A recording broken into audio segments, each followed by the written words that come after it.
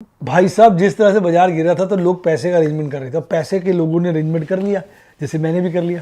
पर आज बाजार मौका ही नहीं दे रहा था, तो आज एक ही गाना निकल रहा था, चैन से हमको कभी माल खरीदने ना दिया, पैसे का अरेंजमेंट कर लिया तो माल खरीदने ना दिया, क्योंकि बाजार को भगा दिया। आज देखते भाई साहब कई शेयर तो ऐसे गोली हो रहे थे, आदमी को लग रहा था यार मैं पैसे अरेंज करके आया हूँ और बाजार आज भाग रहा है। तो यही बाजार की खूबसूरती है डार्लिंग। इसके बारे में आज बहुत डिटेल में चर्चा करिए। अब आपको क्या लग रहा है, बॉटम बन गया, बाजार ऊपर की यात्रा करेगा, या बाजार अभी धोखा दे रहा है, अभी ऐसे मारेगा कि आपको लगेगा हाय ये क्या हुआ। लिख डालिए कमेंट में, क्योंकि डार्लिंग मैं सारे कमेंट पढ़ता हूँ।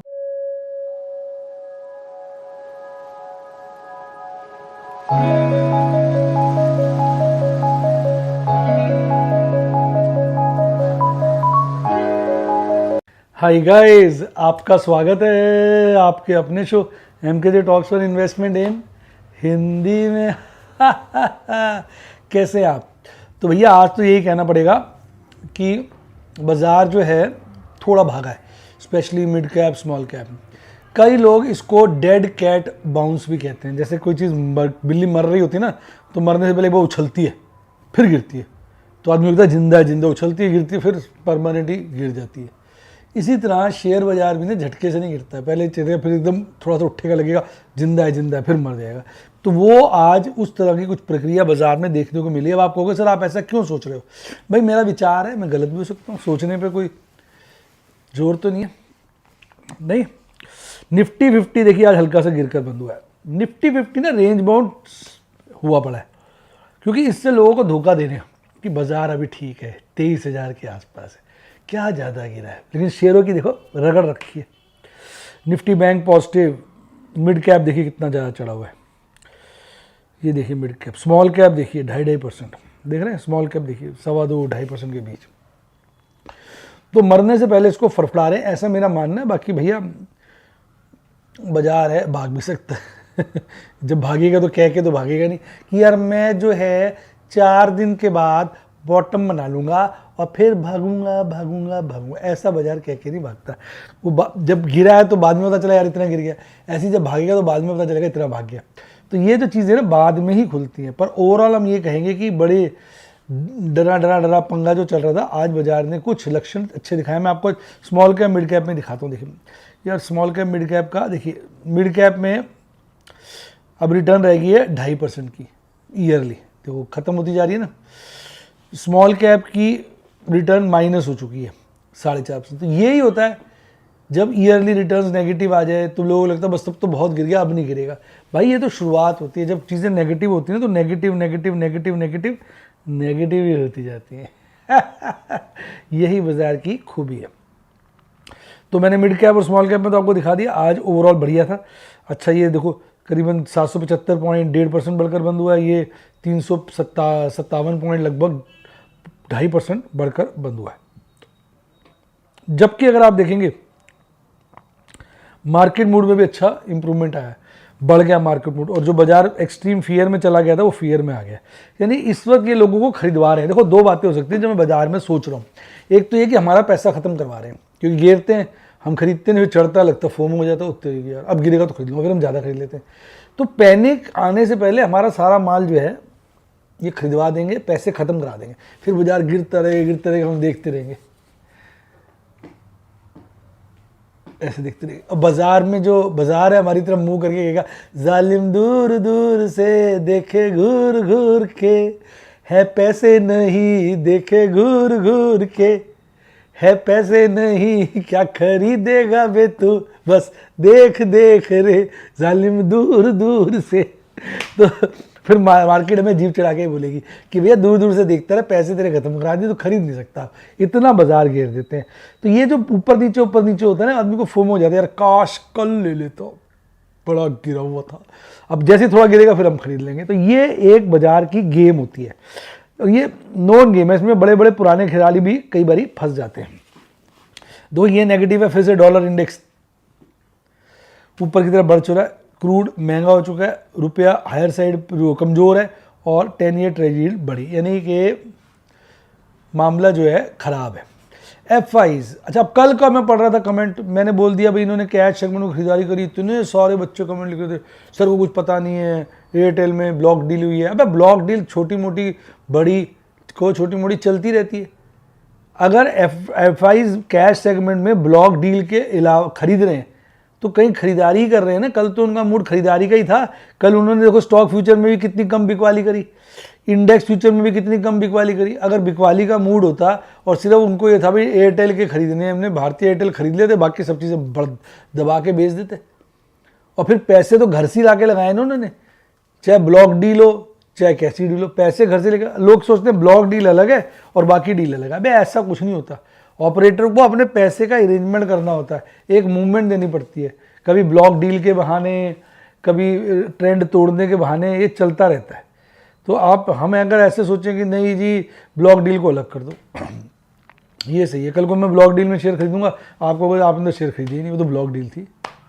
मैं इतना बड़ा आदमी नहीं हूँ कि ब्लॉक डील में खरीद सकूँ, मान लो मैं खरीदता हूँ, आपको सर उसको तुम खरीद नहीं मानेंगे। अबे पैसे तो मेरे लग रहे हैं, आप ले लो ना। अगर ब्लॉक डील में खरीदना आसान होता है तो जो बच्चे लिख रहे थे वो ले लिया करें ब्लॉक डील में शेयर, तो फ्री के आते हैं ना वो तो ब्लॉक डील वाले।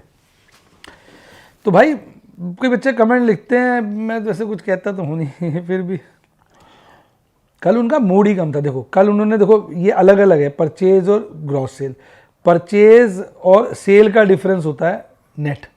कल देखो कम ही बिकवाली करी उन्होंने, देखो सबसे कम बिकवाली कल की थी, उनका मूड ही नहीं था कल बेचने का। आप देख लो आपके सामने है, अगर उनको ब्लॉक डील में खरीदना होता और पैसे की जरूरत होती तो दूसरी चीज़ें ज़्यादा बेच देते ना ग्रॉस सेल्स वाली। कल बेचा ही और दिन के मुकाबले भी कम बेचा है। तो आप ये नहीं कह सकते कि कल उनका वैसे तो सेलिंग का मूड था पर ब्लॉक डील की वजह से बाइंग हो गई, ऐसा नहीं है। कैश सेगमेंट देखो, कंपेयर ही कर लो कल और आज की सेल देखो, करीबन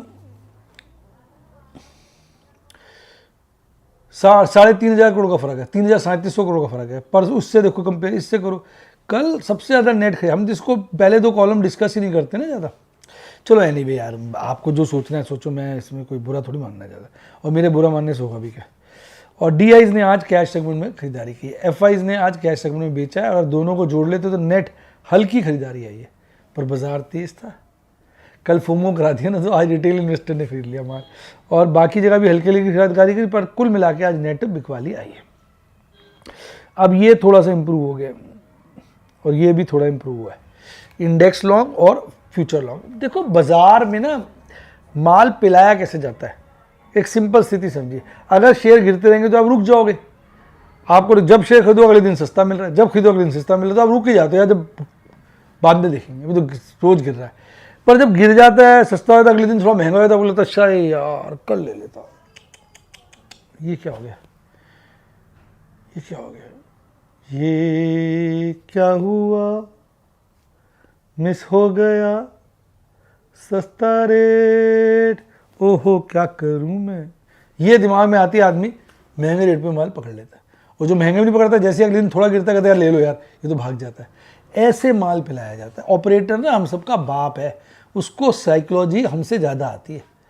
हम सोचते हैं हम बड़े टैलेंटेड है, हम ऑपरेटर की बैंड बजाते हैं। अबे उसकी बैंड कभी नहीं बजती, उसने तो कमाना ही कमाना है।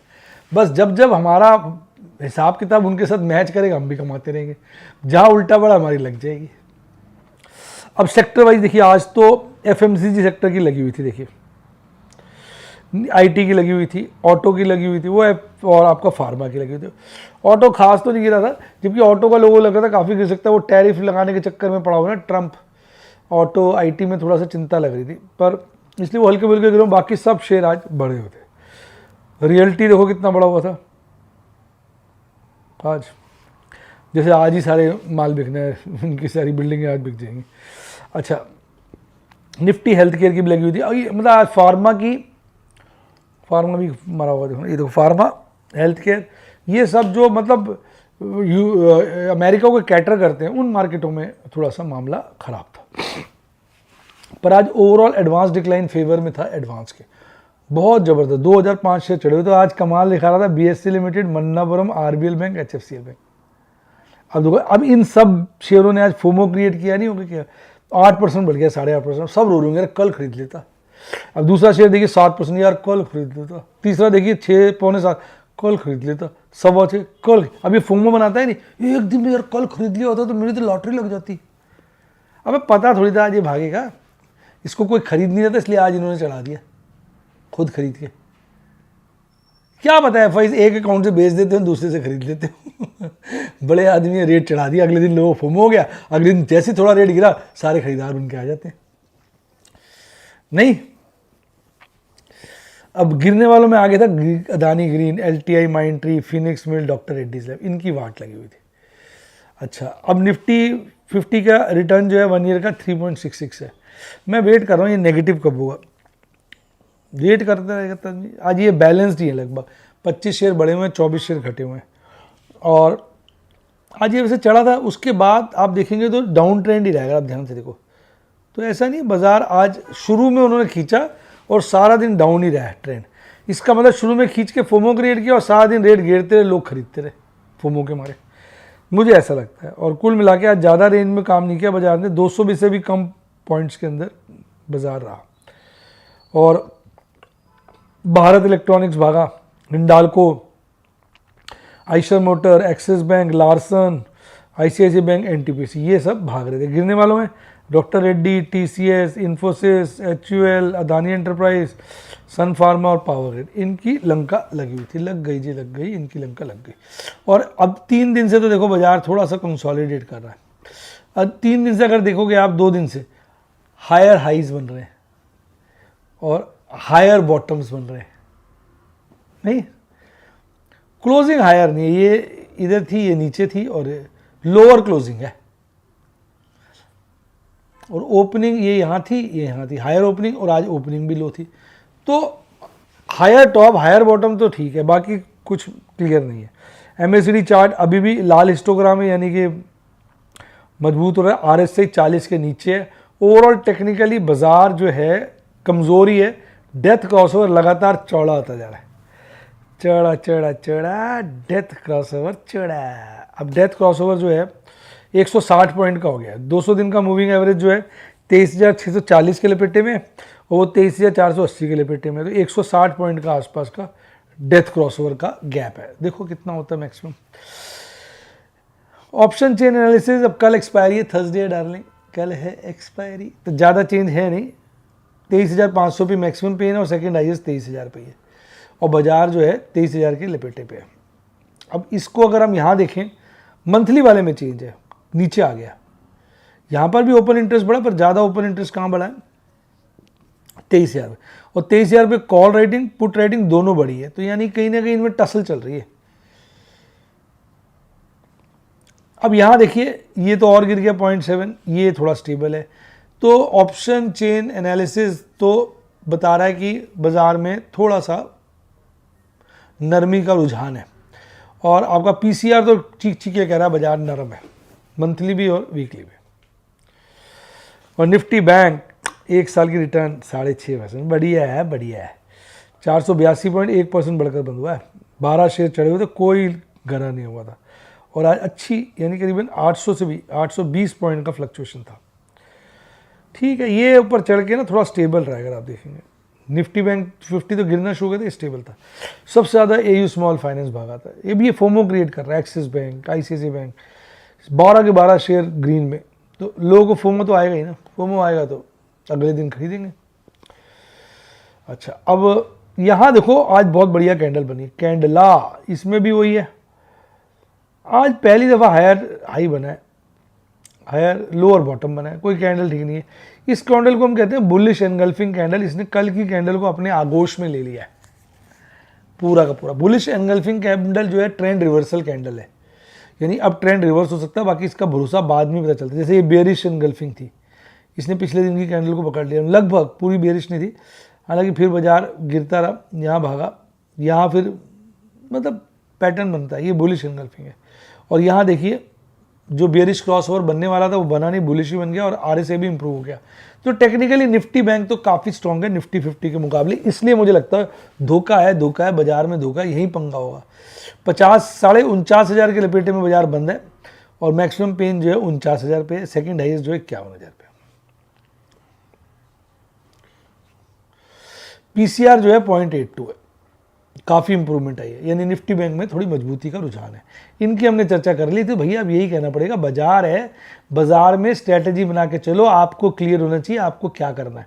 बाजार तो धोखे और मौके दोनों देता है। अगर आप क्लियर हो गए, जैसे मैं काफ़ी क्लियर हूँ, मुझे पता है मैंने क्या करना है, इस बाजार का कैसे बेनिफिट उठाना है, मैं अपनी स्ट्रैटेजी पे अडिग हूँ। आप भी अपनी स्ट्रैटेजी पे अडिग रहे, तभी बाजार में कुछ बनेगा।